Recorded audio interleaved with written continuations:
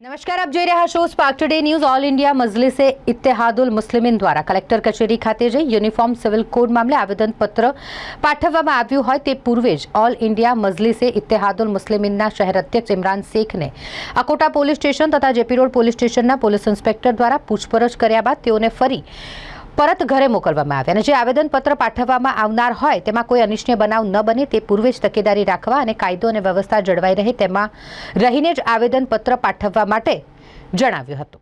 આજે અમારા all India Majlis Ittehadul Muslimeen દ્વારા યુસીસી અને વકફ અમેન્ડમેન્ટ એક્ટ 2025ના વિરોધમાં એક આવેદનપત્રનો કાર્યક્રમ રાખવામાં આવેલો હતો। આ બાબતની જાણ જેપી પોલીસ સ્ટેશનમાં થતાં મને આજે બોલાવવામાં આવેલો હતો અને જેપી પોલીસ સ્ટેશનના પીઆઈ સગર સાહેબે મને કીધું કે કોઈપણ પ્રકારનું અનિચ્છનીય બનાવ ના બને અને કાયદાના અનુરૂપ રહીને તમે કામ કરશો તો તમારા માટે સારું થશે એ પ્રકારનું મને કહ્યું હતું।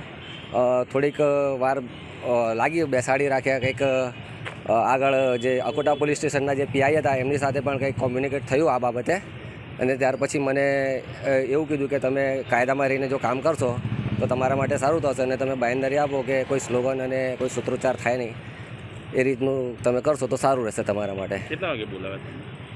હું લગભગ આજથી હમણાં કલાક પહેલાં આવ્યો હતો, લગભગ કલાક એક જેવું મને અહીંયા બેસાડી રાખવામાં આવેલો હતો અને અત્યારે હવે મને બાંહેધરી લઈને છોડવામાં આવેલો છે અને કીધું છે કે કંઈક પણ જો કંઈક અનિચ્છનીય બનાવ બન્યો તો તમારા પર એફઆઈઆર દાખલ થશે એવું કહેવામાં આવ્યું છે। આ જે કાર્યક્રમ તમે રાખ્યો છો તો સ્થગિત કરવામાં આવ્યો? કાર્યક્રમ કરો? ના, કાર્યક્રમ અમારો થશે। અમે પહેલાં પણ અકોટા પોલીસ સ્ટેશનમાં પણ અમે ત્યાં કાલે મકવાણા સાહેબે મને બોલાવ્યો હતો અને મકવાણા સાહેબને મેં કીધું હતું કે અમે પણ જે પણ કરીશું એ કાયદાના અનુરૂપ રહીને કરીશું અને કાયદો અને વ્યવસ્થાની સ્થિતિ ખરાબ ના થાય તે એક નાગરિક તરીકે જોવાની અમારી પોતાની ફરજ છે, એટલે અમે એ અમારી ફરજ નિભાવીશું એમ એમને કીધું છે। અમારા જે ગુજરાતના ઉપપ્રદેશ પ્રમુખ શાહિદભાઈ મંસૂરી જે છે એ રહેવાના છે આજે, એટલે એ પણ આવવાના છે આ કાર્યક્રમમાં આજે। ઇમરાન શેખ, વડોદરા શહેર પ્રમુખ, એ આવ્યા।